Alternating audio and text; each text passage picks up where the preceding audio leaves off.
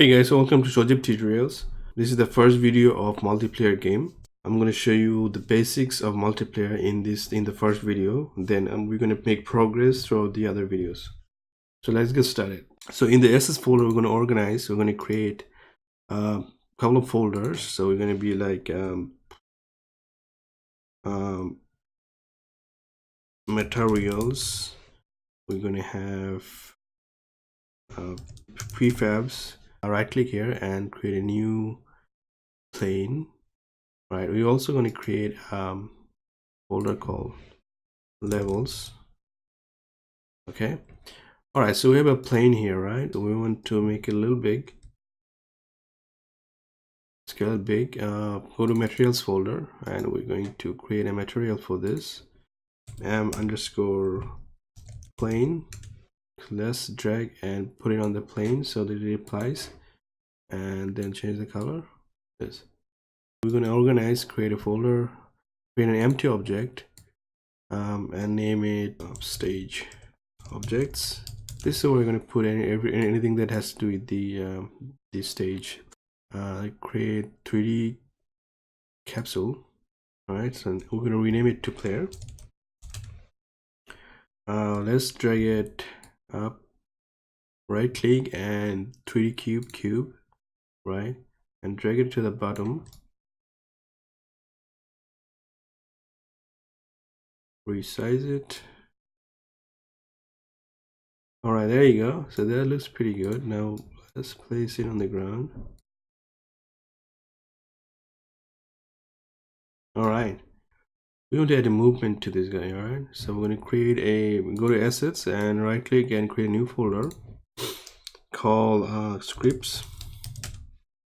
In the scripts folder, we're going to create a new C# script, player controller. Now click on the player and drag the script there. We have added the script. Let's write some script.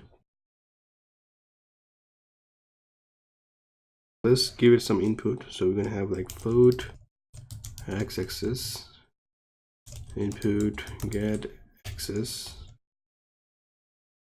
horizontal, times we're going to make it per second, so it's going to times delta times that, then float z-axis equal input get axis. This is going to be vertical.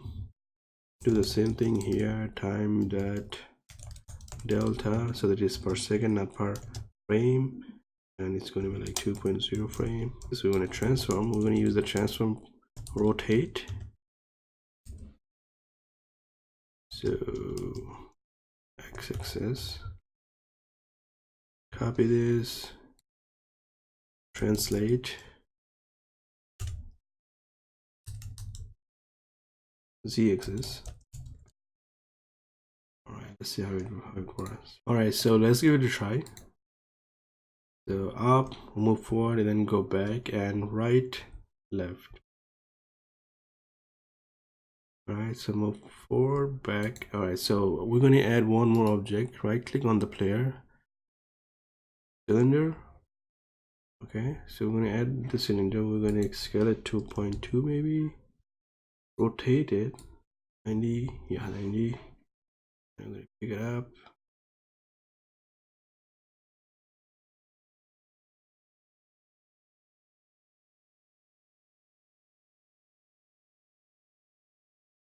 There you go.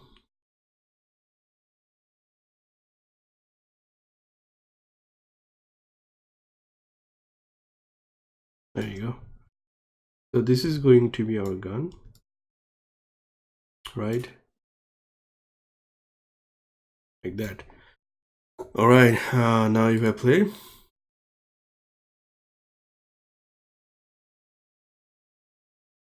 now let's make the turn more. Let's give it 350. All right, let's do this. Yeah, I think this is fine. I'm happy with it. So let's add the multiplayer functionalities to this. All right. So first thing, we're going to create a new empty object, and we're going to name it network manager. So if you go to add component and type in network here, you'll see network manager, add the network manager, and also add network manager HUD. All right, so in the network manager, we're going to use the spawn info, the player prefab, and the register spawnable prefabs in the future, and we don't have to use anything else. And then go to player, and we're going to add two things to the player. We're going to add network identity. All right, in the network identity, you have two options: server only, local player authority. Choose the second one because we'll be connected to the local players only. And click another option called network transform. This will sync with the other players. Network send rate, this is the number of network updates per second, so increase this to the high. Also make sure your transform sync mode is only sync transform, because this is a simple sync and we don't have to do anything else. Save your project. All right, okay, so let's give it a try. Now if I play this, I should see a HUD, and I can, there you go, that's my HUD, right? This is the network HUD. I can either host or be a client, right? If I be a host, I have the host player here, right? And then I can be client to join. Also, let's create another empty object, call it player spawn 1, and we're going to duplicate this. We're going to call the second one is player spawn 2. So we're going to add two different spawn location. Click on player spawn 1 and add option saying network start position. Apply that to that, and for the second one, do the same thing, network start position. Click on player spawn 1, right? So, and we're going to drag this. Click on right transfer or reset. It's going to center, and we're going to drag it outside. We're going to put it here and do the same thing for spawn 2. Transform, reset, and then we're going to put it on this side. Okay, we have 1 here and 2 there, and also we'll click on these, click on the plane, and we're going to resize it and make it bigger so that we don't fall off the platform. All right, so this is pretty good, right? It's a big platform. Also, let's take care of the camera. Let's give it a better area like this so that we can see, right?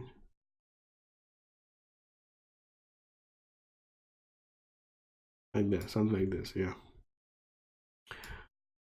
All right, so we also have to do, so we have the spawn creator, right? We have to know, we have to let the network manager know that we have the player spawn sets. So click on network manager and then go to the spawn info. Player spawn method is going to be round robin. So what we want to do is go to your prefab folders in your assets, click on player and drag and put it in the prefab folder. Now this is a prefab. We're going to delete this player from the scene. All right, after you turn the player into prefab, right, we have to go to network manager and we have to assign the player here, spawn input player prefab, drag the player and put it here. All right, now we have the player in the network manager. We have to build and run again.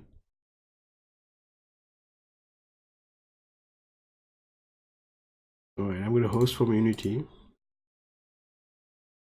All right, so we have player 1 ready.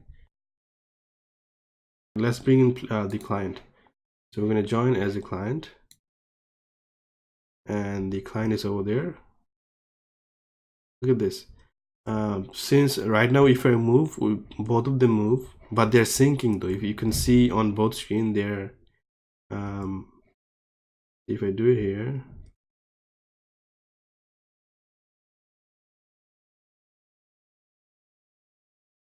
all right, so this is the first video, right? You know, you can see both of the players and they're like some sort of syncing is going on. There are more work need to be done. I think that's it for the first video. I hope you guys liked it. Until next time, goodbye.